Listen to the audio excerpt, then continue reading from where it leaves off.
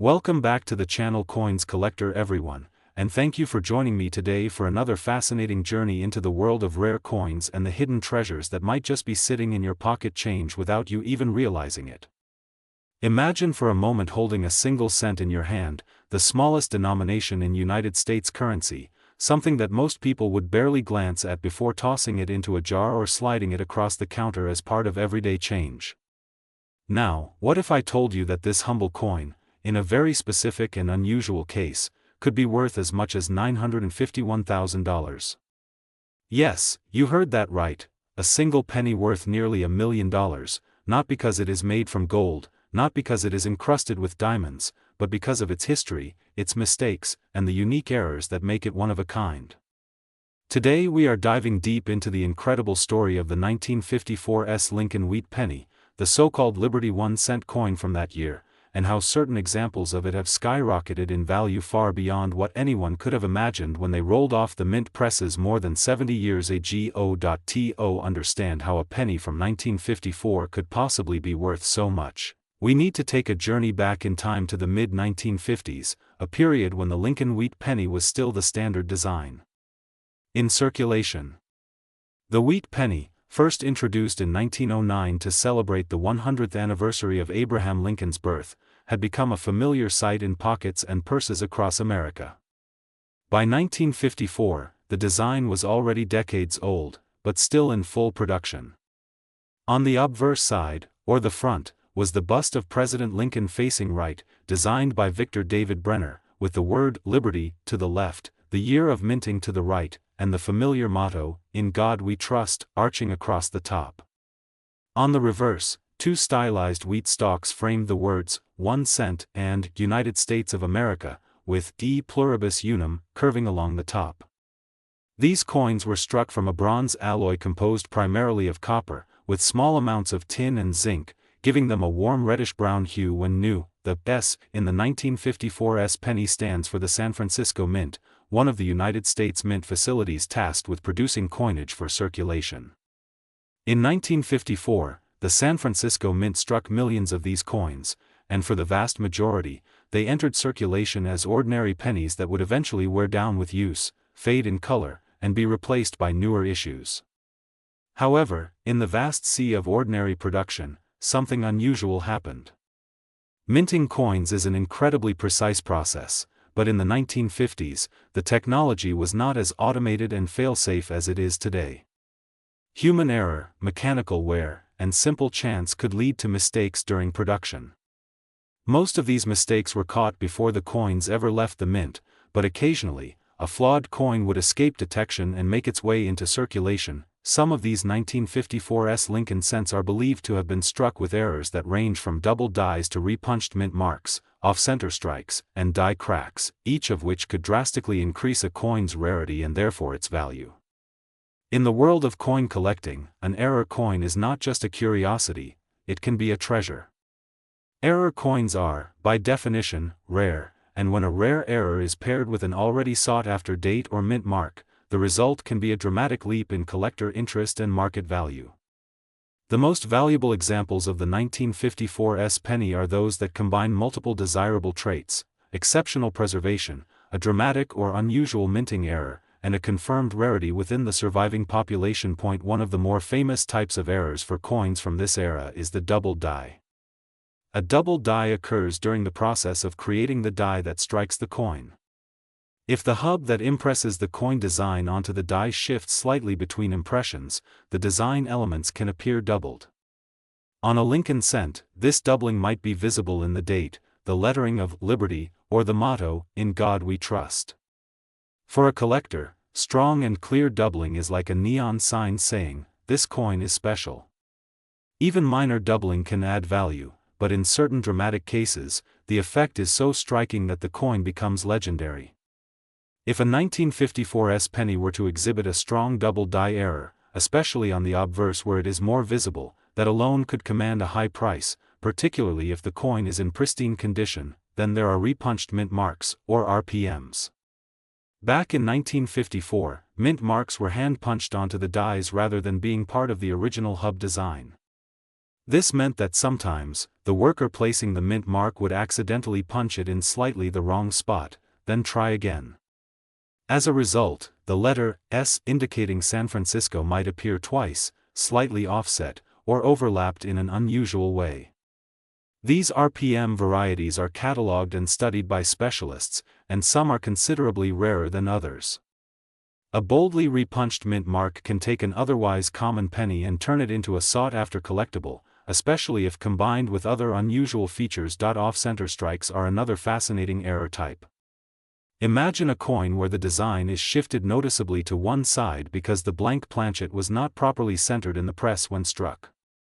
The more dramatic the misalignment, the rarer and more valuable the coin becomes, though it still must retain enough of the date and identifying features to confirm what it is.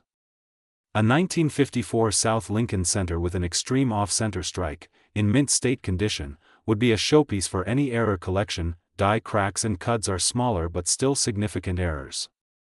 As the dies that strike coins wear down, they can develop cracks. When these cracks transfer to the struck coins, they can create raised lines or blobs of extra metal on the finished product. A cud is a more dramatic version, where a piece of the die actually breaks away, leaving a large unstruck area on the coin that appears as a raised, misshapen blob. While not as instantly eye-catching as an off-center strike, certain die crack patterns can become famous among collectors, especially if they occur in recognizable shapes or locations. What makes the $951,000 figure so astonishing is that it suggests a perfect storm of desirability. It is not enough for a coin to be old, and it is not enough for it to have an error. The highest prices are reserved for coins that are both exceedingly rare and in exceptional condition. Condition in coin collecting is measured on a grading scale from poor 1 to mint state 70. Most coins that have circulated for any length of time will show wear and lose their mint luster, making them less appealing to top-tier collectors. However, a coin that has somehow survived for decades without entering circulation, retaining its original sharp detail and bright luster, is considered mint state. Among mint state coins, those with perfect or near-perfect surfaces, no noticeable scratches or blemishes, and sharp strikes are the cream of the crop. When you combine a mint state grade with a dramatic error, the price can skyrocket. Now add the fact that the 1954 South Lincoln Center comes from a popular series, the Wheat Penny, which already enjoys a strong collector following, and you have the ingredients for a record-breaking auction result.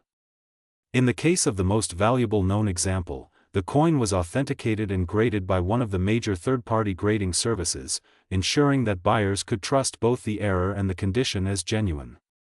Once it went to auction, competitive bidding among serious collectors pushed the price to an astonishing $951,000, a figure that still seems unbelievable when you think about the coin's original 1-cent face value. The fascinating part is that there may still be undiscovered examples of valuable 1954 pennies out there.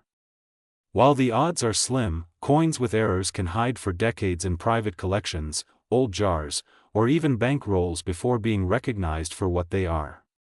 This is why so many coin enthusiasts stress the importance of checking your change, not just for silver coins or key dates, but also for unusual markings, doubling, misalignments, or other telltale signs of a minting mishap. The thrill of finding such a coin is part of what fuels the entire hobby of numismatics. It is worth noting that not all 1954 pennies are valuable. The vast majority are worth only a few cents to a couple of dollars depending on condition. But the special ones, the error coins, and especially those in high grades, are where the magic happens. A normal circulated 1954 wheat penny might sell for 5 to 25 cents to a casual collector. A lightly circulated example with a minor RPM could fetch a few dollars. A mint state example with a strong error might reach hundreds or thousands. And at the very top of the pyramid, an extraordinary coin with unique characteristics and flawless preservation could bring a six-figure sum.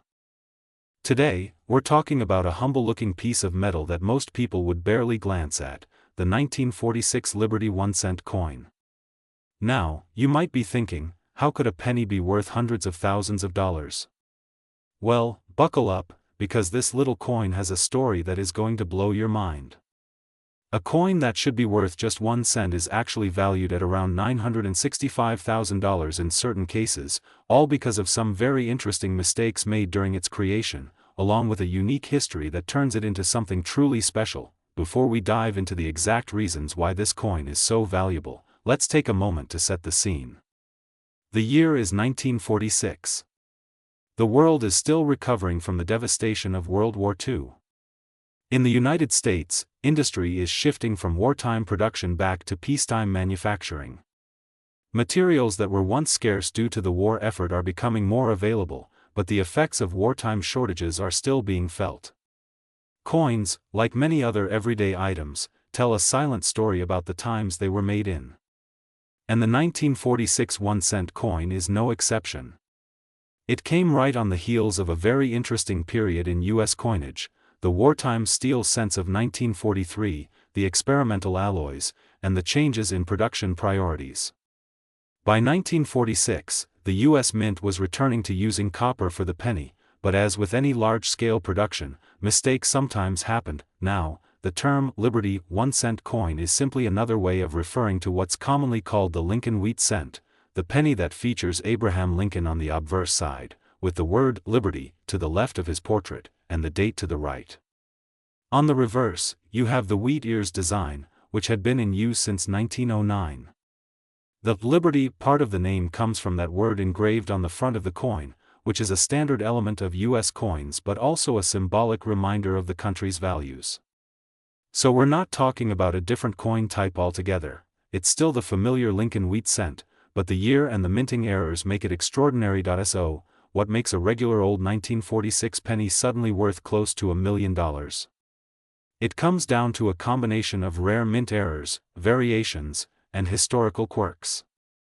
You see, not every coin that rolls out of the U.S. Mint is perfect. Even though the minting process is incredibly precise, things happen, dies get damaged, metals get mixed up, stamps get misaligned, or mint marks get punched incorrectly. In most cases, errors are caught and corrected before coins are released into circulation, but every so often, a few slip through.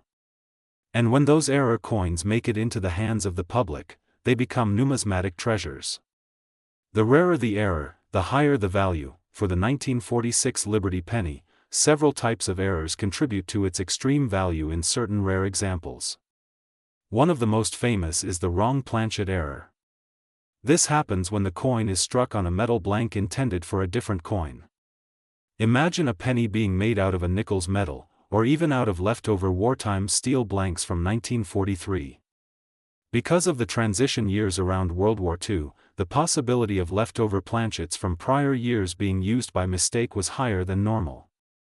A 1946 penny struck on a steel planchet from 1943, for example, would be an incredible rarity. Visually, it would stand out immediately because it would appear silver gray instead of copper.